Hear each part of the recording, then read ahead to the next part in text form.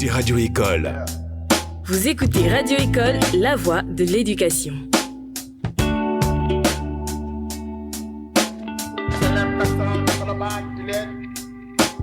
Vous écoutez Radio École. Bonsoir à toutes et à tous, bienvenue dans Droit et Société. Aujourd'hui, une question simple mais inquiétante. Qui contrôle nos données et jusqu'où? Caméras de surveillance, intelligence artificielle, réseaux sociaux. Nos informations circulent, sont analysées, parfois exploitées sans que nous en ayons pleinement conscience. Alors, sommes-nous réellement libres? Le droit est-il à la hauteur des enjeux numériques actuels? Pour en parler, j'ai le plaisir de recevoir Khadim Mbaye. Il est juriste, maître en droit public à l'Université Cheikh Anta Diop de Dakar. Khadim, bonjour. Merci d'avoir accepté notre invitation. Merci beaucoup, Monseigneur. C'est un réel plaisir de partager ce plateau avec vous. Et vous me permettrez de saluer vos téléspectateurs, les téléspectateurs de Télécole. Je vous remercie. Merci beaucoup. Alors, pour commencer cette émission, Khadim, qu'est-ce qu'une donnée à caractère personnel? Monseigneur, c'est une question importante. Car pour prétendre parler d'une notion, il faut d'abord cerner la notion. Et afin de cerner la notion, la définition est la meilleure façon de le faire. Donc, pour donner une définition des données à caractère personnel, nous allons nous référer de la définition formelle donnée par la loi numéro 2008-12 du 25 janvier 2008 sur la protection des données à caractère personnel, en son article 4.6, qui dispose que les données à caractère personnel sont toute information relative à une personne physique, identifiée ou identifiable, directement ou indirectement, par référence à un numéro d'identification ou à un ou plusieurs éléments propres à son identité physique, physiologique, psychique, génétique, sociale, économique ou culturelle. Donc, nos données peuvent être le nom, le prénom, l'adresse et l'adresse IP par exemple, et d'autres données comme les numéros de carte bancaire et autres. Merci. Nos données peuvent être physiques, ils peuvent ne pas être physiques. C'est très clair. Merci beaucoup pour ces éclairages, M. Mbaye. Alors, au Sénégal, peut-on parler de protection des données à caractère personnel? Et si oui, est-ce qu'il y a un mécanisme mis en place, en tout cas pour protéger la vie privée des citoyens? Oui, monsieur, effectivement, le Sénégal protège les données personnelles donc, de ses citoyens. Et pour en donner une justification, il y a un arsenal juridique avec des règles de différentes portées qui sont applicables au Sénégal.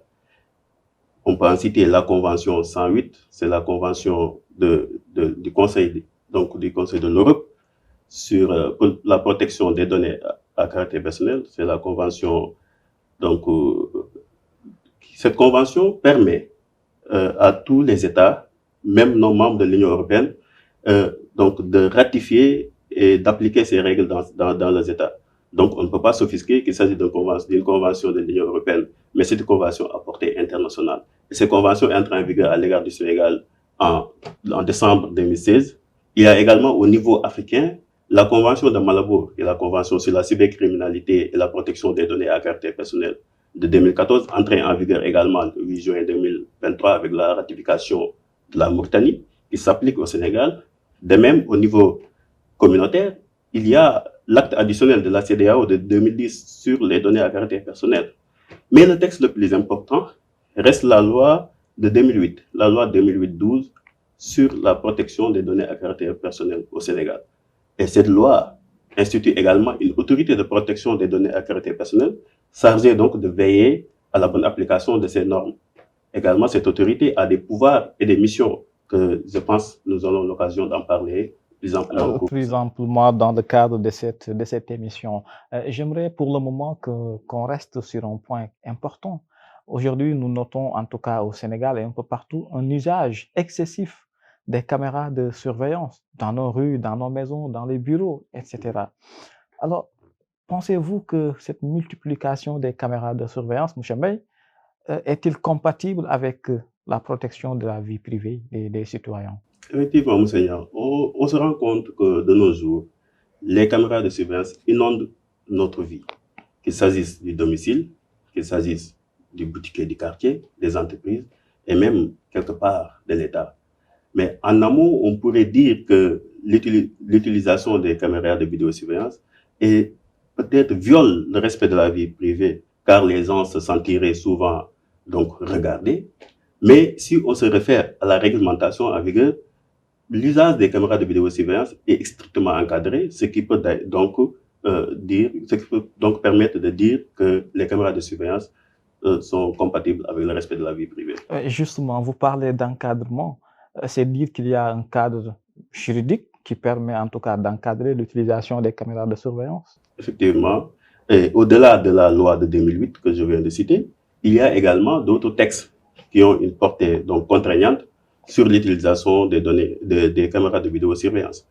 Et pour en référer, il y a des délibérations de la CDP, des délibérations à portée générale. La plus remarquable est la délibération de 2016, la délibération 2016 00186 CDP du 8 janvier 2016 portant sur donc, la mise en œuvre de l'utilisation des caméras de vidéosurveillance, les conditions donc, de mise en œuvre. Cette loi donc, institue des règles strictes quant à l'utilisation des caméras de vidéosurveillance, tant pour l'État, tant pour les entreprises que pour les particuliers.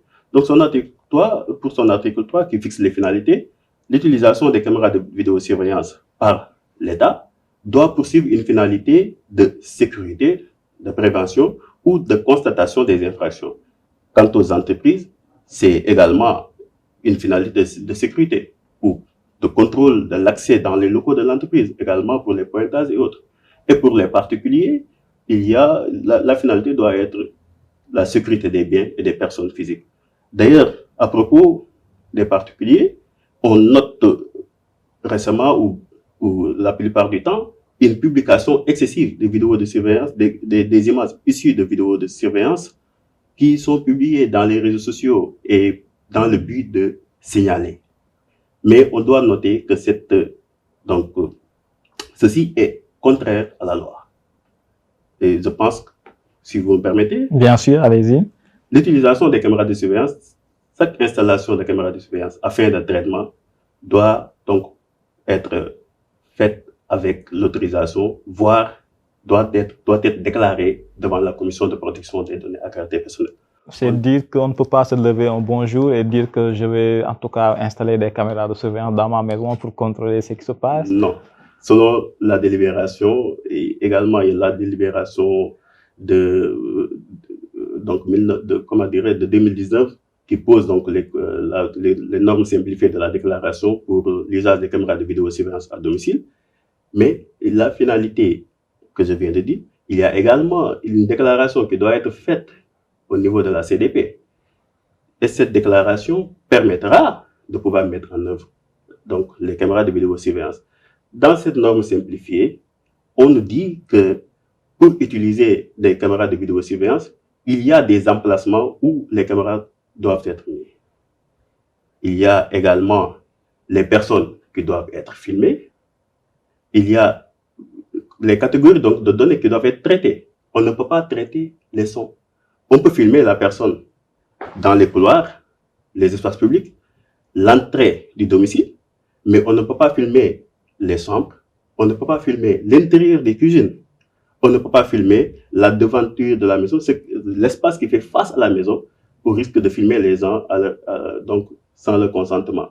Également, si on a cette autorisation d'installer des caméras de vidéosurveillance, on doit notifier à toute personne susceptible d'entrer donc dans la sphère des caméras de vidéosurveillance que la zone également dispose d'un dispositif. Et la mention doit être faite domicile sous vidéosurveillance, avec en plus le numéro de récépissé donné par la CDP. Pour les entreprises, ça dépend, c'est valable aussi de ne pas filmer dans les bureaux? Les entreprises n'ont pas le droit de filmer dans les bureaux, que ce soit des bureaux fermés ou des open space. Mais ils peuvent filmer les couloirs, ils peuvent filmer l'entrée et autres. Et ça, il y a une délibération spécifique pour les lieux de travail, c'est la délibération numéro 2016-238 de la CDP. Merci beaucoup, Khadim, pour ces éclairages et je crois et je sais que nos téléspectateurs vont en tout cas en bénéficier parce qu'il me semble que beaucoup comme moi ne savaient pas tout cela en ce qui concerne notamment l'utilisation des caméras de surveillance. Alors, M. Mbaye, l'avènement des nouvelles techniques de communication, les MTIC, est accompagné des réseaux sociaux. On en utilise abusivement ou pas, point d'interrogation. Et une question se pose, c'est le consentement sur les réseaux sociaux. Alors la question, c'est peut-on parler de consentement libre sur les réseaux sociaux? Seigneur, vous parlez d'un principe important dans le traitement des données à caractère personnel, c'est le principe de consentement. C'est d'ailleurs le premier principe qui a été dégagé dans la loi de 2008. On ne peut pas traiter les données à caractère personnel d'une personne sans son consentement. Maintenant, quant aux réseaux sociaux, on se rend compte qu'il y a une difficulté à donner un consentement libre.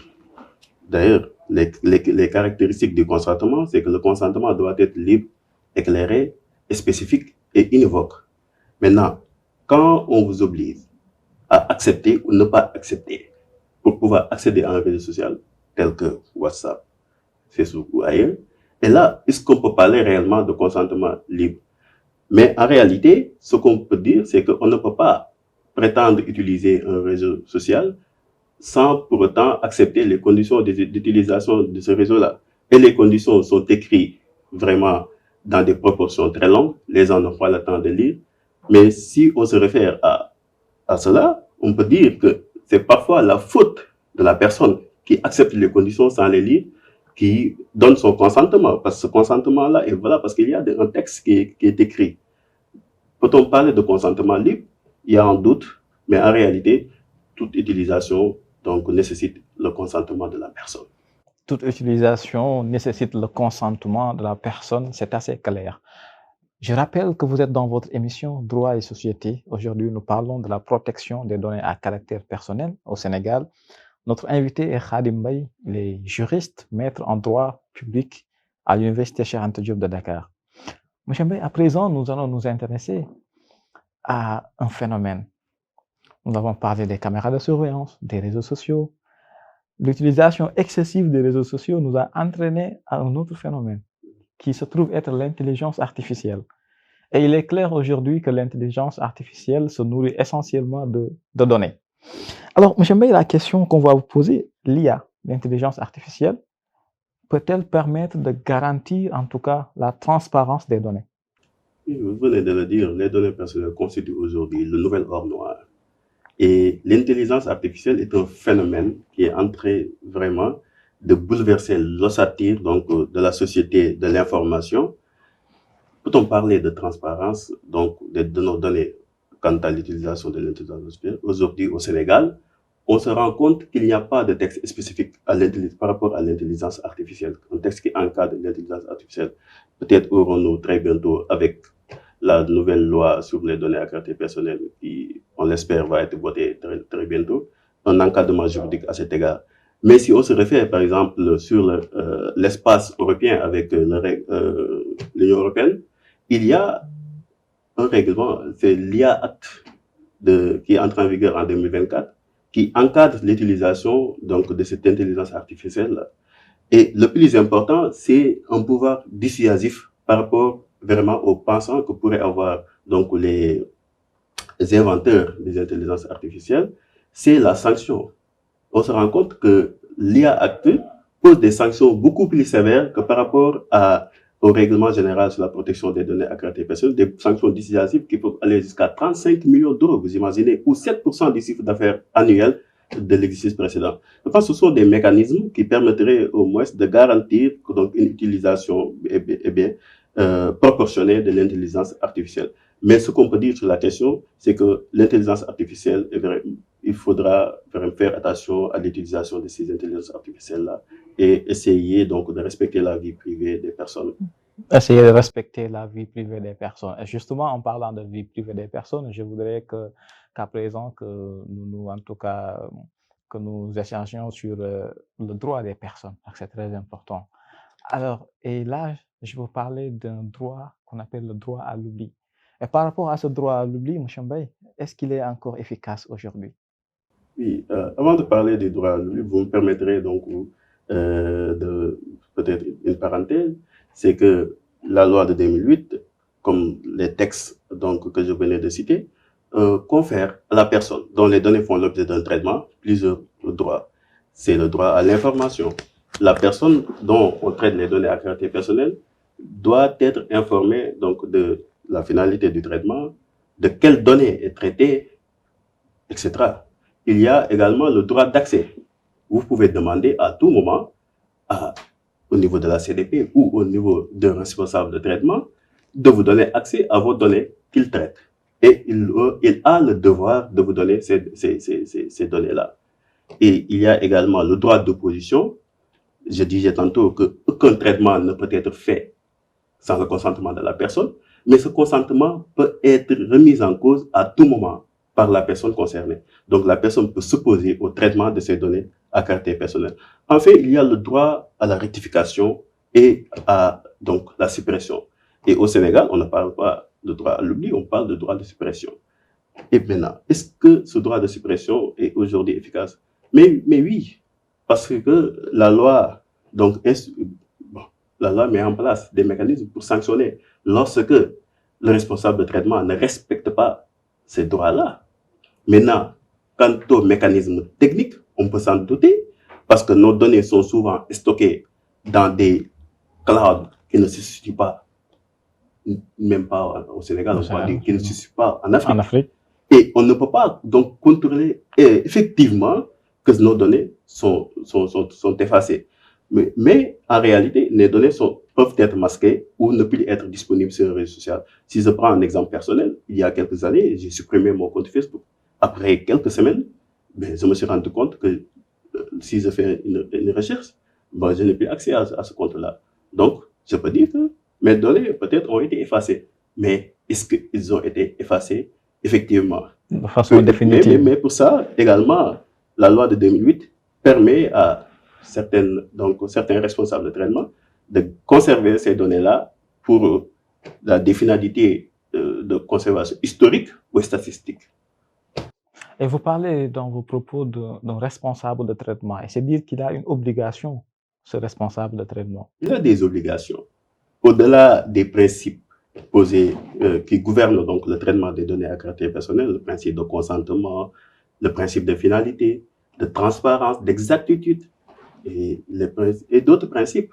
Également, le responsable du traitement doit respecter certaines formalités avant la mise en œuvre des traitements de données à caractère personnel. Ces formalités sont la déclaration ou l'autorisation, le régime de la déclaration ou le régime de l'autorisation. À côté, il y a aussi le régime de la demande d'avis qui souvent concerne donc les autorités publiques, les entreprises publiques et l'État. Maintenant, au-delà de ces formalités préalables, les responsables de traitement ont des obligations. Ils ont une obligation de confidentialité. Lorsque vous traitez les données à caractère personnel d'une personne, vous n'avez pas le droit d'aller partout vous dire j'ai les images de ces normes. Vous n'avez pas le droit. Lorsque vous décidez, par exemple, d'utiliser des caméras de vidéosurveillance dans votre domicile, vous devez vous garder de communiquer les images de ces vidéos de surveillance à des tierces personnes. Ces images sont destinées exclusivement. Et entre parenthèses, pour en revenir à la publication de ces images-là, la loi dit que ces images doivent être destinées aux autorités judiciaires, notamment pour enquête. Maintenant, il y a cette obligation de confidentialité. Il y a également une obligation de sécurité. Le responsable du traitement des données à caractère personnel doit assurer une certaine sécurité des données à caractère personnel qu'il traite. Vous devez vous assurer que ces données sont bien protégées contre les hackers, par exemple, et autres. Peut-être qu'on va parler des cas récents au Sénégal. Je crois en l'espace de 6 ou 3 mois, on a eu 6 peut-être ou 5 cyberattaques de nos différentes institutions. Là, il y a un problème parce que l'État du Sénégal pourrait être poursuivi pour défaut de respect de l'obligation de sécurité. Par les citoyens? Par ceux qui sont des personnes concernées, peut-être les employés et autres. Mais c'est une parenthèse. Donc, je ne vais pas me risquer à parler de ces choses-là. Mais au-delà de ces deux obligations, il y a également une obligation de transparence et tant d'autres obligations. Voilà. Alors, quand on parle d'obligation du responsable de traitement, de la personne qui est responsable, en tout cas, du traitement des données des personnes, c'est dire que derrière, il y a une sanction. Et vous parlez tout à l'heure de la loi sur la protection des données à caractère personnel, du rôle important de la CDP. Alors, dans ce cadre législatif, quelles sont les sanctions ou pensez-vous que les sanctions sont en tout cas efficaces, les sanctions prévues? Oui, les sanctions prévues sont efficaces dans certains cas, pour certaines catégories donc, de responsables de traitement. Et juste pour un rappel, il y a des sanctions administratives et des sanctions pénales concernant donc le traitement des données à caractère personnel. Si on se réfère aux sanctions administratives qui sont posées aux articles 29 et 30 donc de la loi numéro 2008-12, la CDP, qui est l'autorité administrative chargée donc veille à la protection des données à caractère personnel, peut donner différents types de sanctions. Des sanctions préventives comme l'avertissement, la mise en demeure, mais également des sanctions coercitives, comme par exemple le retrait provisoire ou définitif de l'autorisation de traiter les données à caractère personnel, qui son non-respect peut conduire à d'autres sanctions, telles que l'amende, qui peut aller de 1 million à 100 millions de francs CFA. Imaginez pour un père de famille qui ne respecte pas donc, ses obligations concernant les données à caractère personnel, on le sanctionne pour 10 millions, 20 millions ou plus. Mais là, c'est vraiment dissuasif. Mais pour une entreprise telle que Google ou WhatsApp, mais ce n'est rien pour eux. Et à cet égard, il y a le règlement général sur la protection des données à caractère personnel de l'Union européenne qui pose des sanctions qui peuvent aller jusqu'à de 10 à 20 millions d'euros. 20 millions qui représentent environ plus de 13 milliards de francs CFA, imaginez. Donc, au-delà de ces sanctions administratives, il y a des sanctions pénales. Et la sanction pénale est prévue par la loi sur la cybercriminalité de 2008 puis de 2016, donc, qui constitue donc une loi du code pénal. Ces sanctions peuvent aller de 1 million à de 1 an à 7 ans pour les peines d'emprisonnement ou de 500 000 à 10 millions de francs CFA. Eh bien, on peut se rendre compte que pour les particuliers, pour certaines catégories d'entreprises, ces sanctions sont efficaces et dissuasives. Maintenant, pour certains types de responsables de traitement, et ces sanctions-là, ce n'est rien du tout.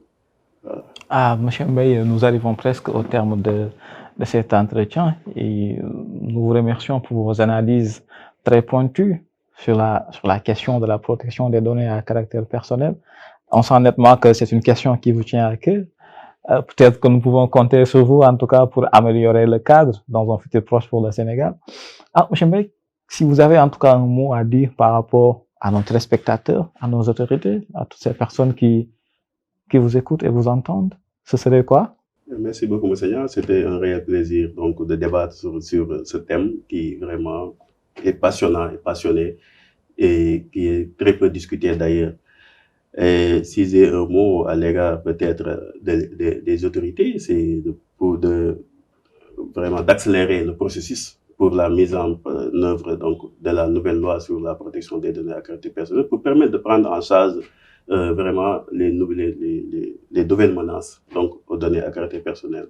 Et également saluer les membres de ma famille, également saluer la docteure capitaine Gagnebay, ma grande sœur, qui est vraiment une personne qui compte vraiment pour moi.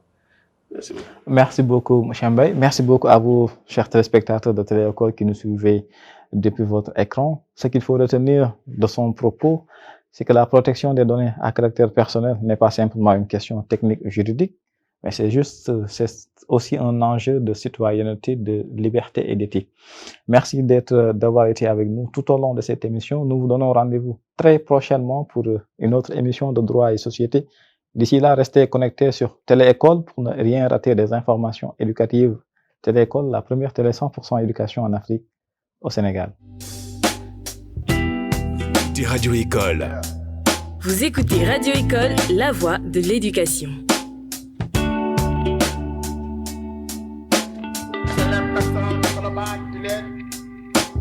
Vous écoutez Radio École.